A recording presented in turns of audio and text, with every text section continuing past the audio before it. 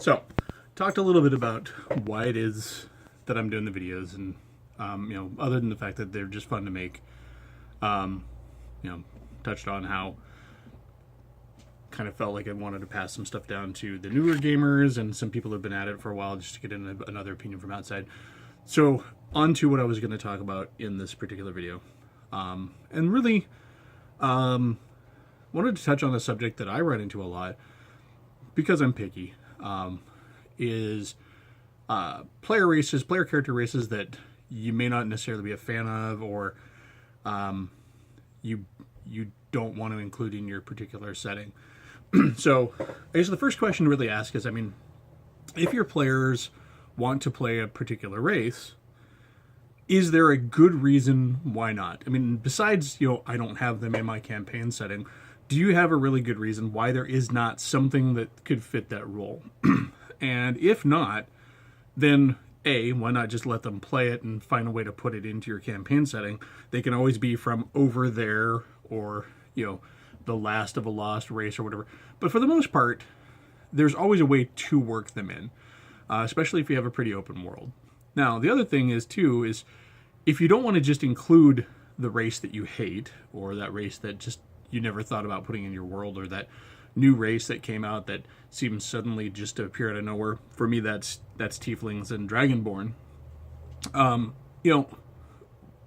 Is there a way to bring that into the game that makes it enjoyable for the player who wants to play that kind of character, but maybe thematically is different for your world, for your setting? So those are the two things that I would really ask yourself as a DM. Can you manage to go ahead and get this race into the game so your player can play the character he wants to play, and your world isn't rocked?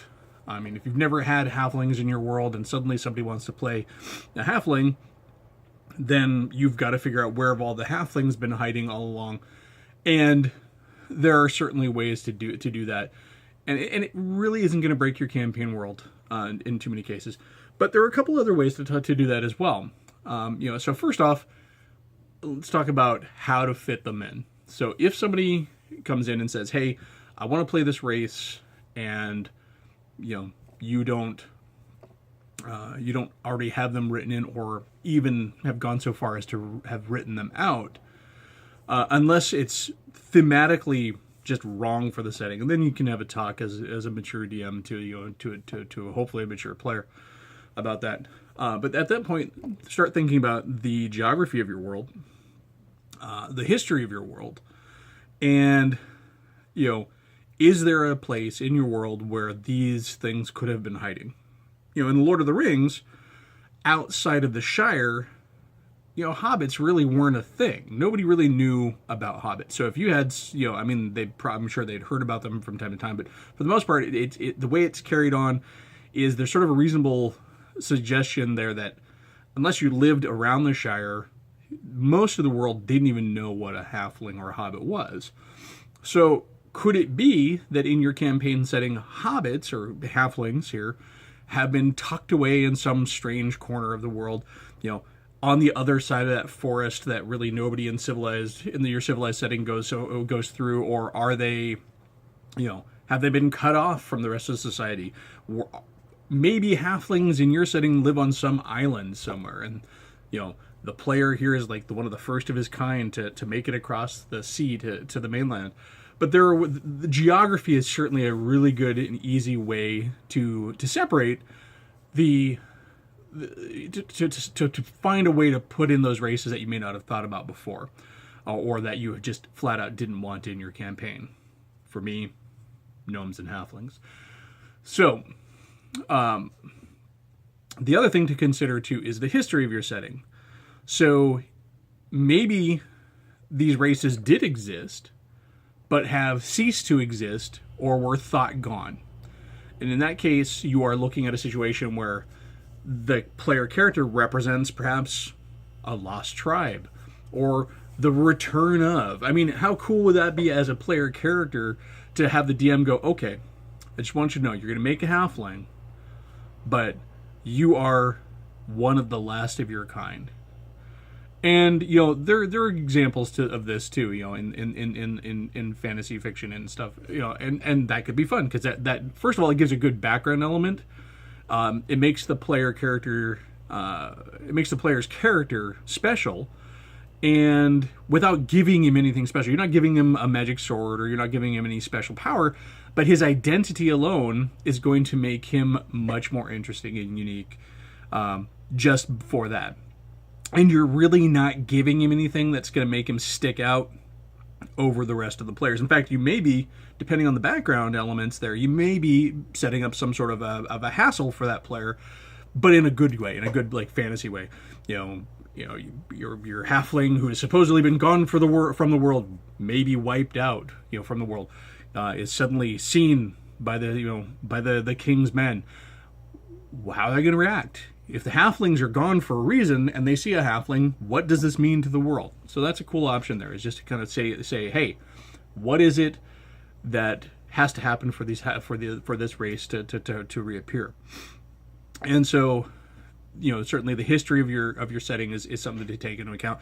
And if you hadn't written them out for a reason, you just didn't have them in there, but now somebody wants to play one and you're examining the history of your world, maybe it's a way to create a new piece of lore for your setting, for your campaign, that will now explain why it is that this race is back, and what happened to them, because that could be a whole campaign arc in and of itself. What happened to this character's people? Why were they gone? Why are they back? Does everybody know that they were gone? Maybe people don't even know that there were halflings. And suddenly there's a halfling. What is this thing? He looks like a little man with fuzz on his feet. So it comes down to, so we got geography. That's a good way. That's an obvious physical way that you can just, say that they're over there. The other thing is, of course, the history of the world. So that's how you can make stock races come back and come into the world where they were previously written out.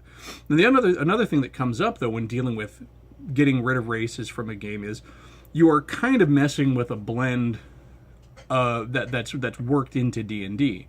And so another way to handle these races when you're designing your setting, if you don't like a race as a DM, maybe they just don't speak to you, they seem cliche, whatever the issue is, why not change them so they then fit into the world, or so I should say more so that they're present in the world, but not in the guise that everybody knows them as. So, as an example, in one campaign I ran, I already mentioned I don't like halflings and gnomes, and half-orcs are generally one of those things that kind of sticks in my craw too.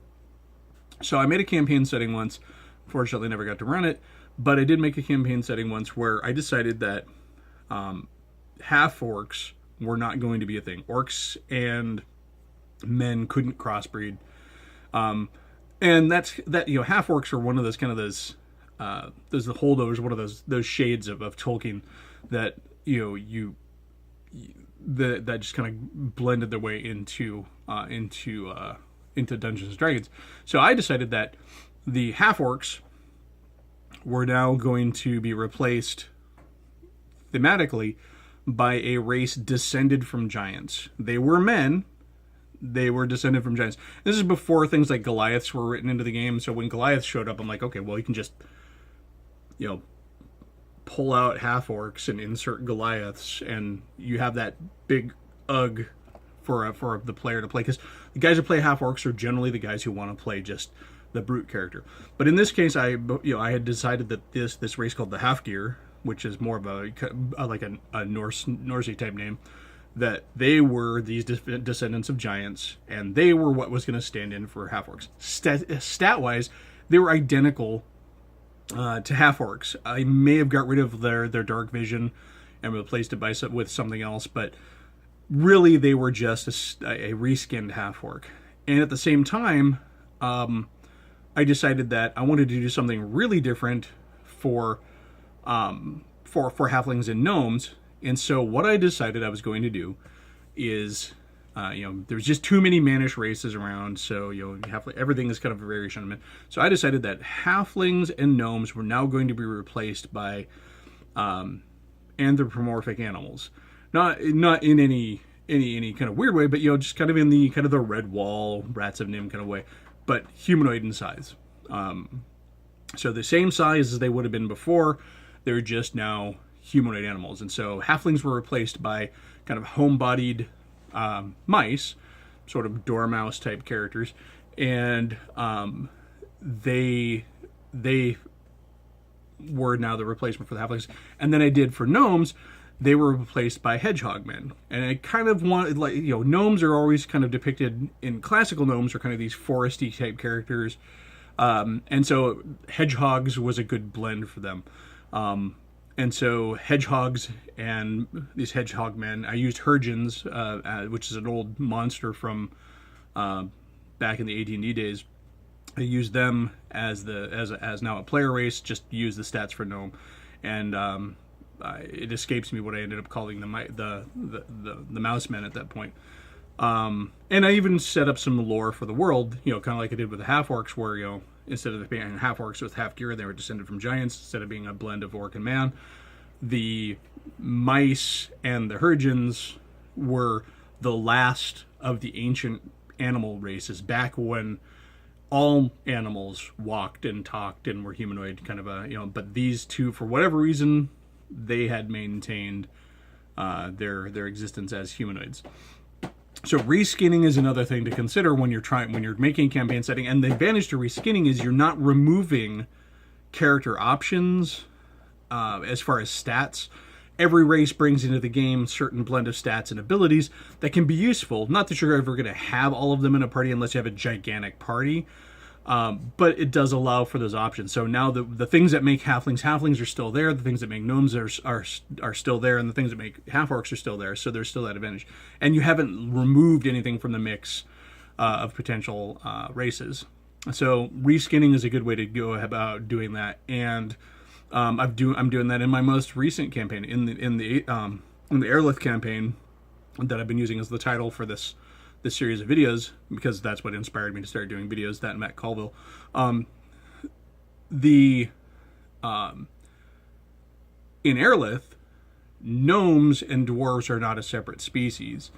Gnomes are just dwarves that didn't go into the ground. Gnomes are, they're statistically they're the same as gnomes, but gnomes never went into the mountains. It never went into the ground, and so they're kind of, for lack of a better term, they are surface dwarves. And so that's just how it worked. And for me, that was a way to reconcile my hatred of gnomes.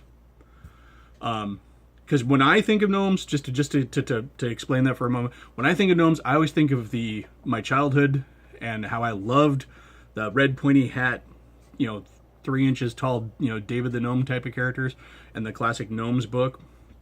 But and so I can never get my head around that gnomes are not those guys. It's weird, but it's me. So gnomes are now surface dwarves.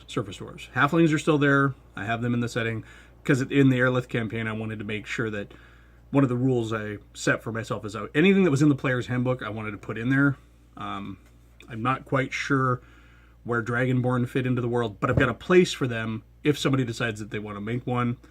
And tieflings, well, they're easy to fit in because tieflings have always, in my head, been that weird, odd thing. There's no tiefling city somewhere. It's just tieflings happen, and when they happen, they're out there. So we've got figuring out where inserting the species that you wanted that you're not fond of, finding ways in geography or lore or history to do it. There's also reskinning. The other option, too, is if you're not going to have them in there, what are you replacing them with? What is the stand-in? So you're not narrowing the pool of playable races. Now, you don't have to have a huge pool of playable races, and some campaign settings work perfectly well with fewer playable races. There's plenty of fiction and film out there, stuff where all we ever see is men as the characters, but they're in a fantasy setting. So that works. But D&D is about options for the players. It's about players coming to the table and making a character and feeling that they have some choice. So if you're going to write out popular races, halflings are popular. People know The Hobbit. People know The Lord of the Rings. People know Willow, which always struck me as kind of a halfling analog, or maybe a gnome. I guess there's an argument that Willow could be a gnome. But people know these characters and they want to write these characters. They want to play these characters, and they may know them from books and or comics or whatever. If you got rid of elves, you've just hacked off a good probably third to a half of potential D&D players. Elves are everywhere. Everybody loves elves. Just a moment.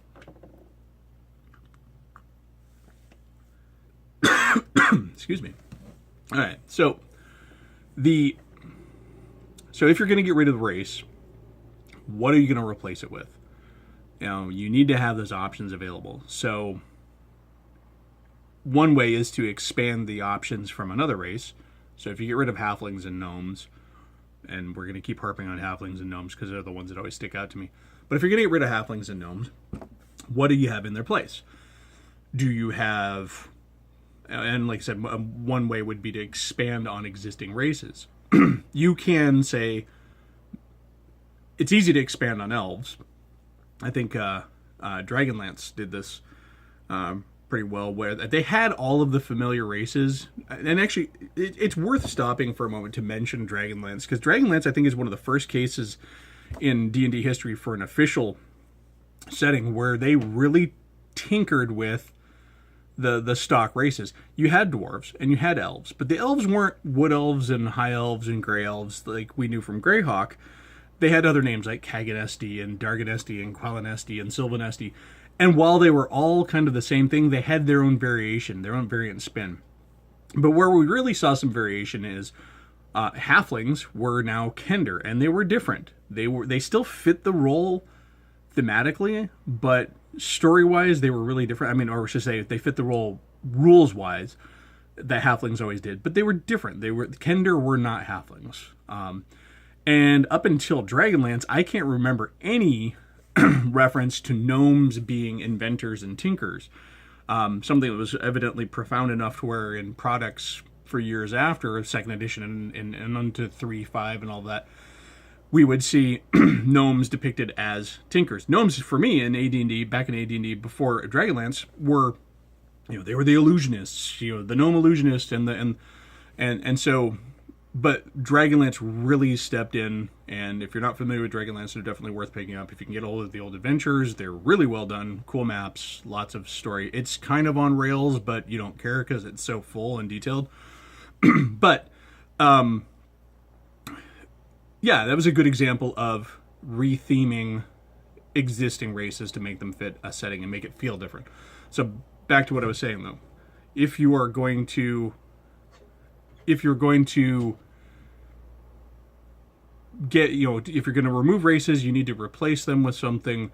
Well, you don't need to, but you should, just so people have something to play. And one way is to expand on existing races. So now, where your elves traditionally would be wood elf and high elf in 5th edition, depending on what setting you're playing, you've got lots of different elf options, and you can always borrow from other books. If you look into the Forgotten Realms setting, they've got, I think, 4 different variations on elves. I'm not committed that to memory, but those are variations. But you could add more. Maybe elves are now much more diverse in the setting. The other option is to expand. Is to create new races. Now this gets a little trickier and it's a little heavier to do, but you can do it. The new rules have a lot of good guidelines, and there's stuff online too to help you in developing new races for 5th edition and previous editions for that matter. But new races are a way to allow player options after you've weeded out some of the obvious choices. And so, sorry, I got a bit of a scratch in my throat. So from there, one thing I have a campaign setting that I've done in the past, my Valdaria campaign that I've done, where all the player races, all the player characters are assumed to be human. The continent they're on doesn't have elves, it doesn't have dwarves, it doesn't have gnomes.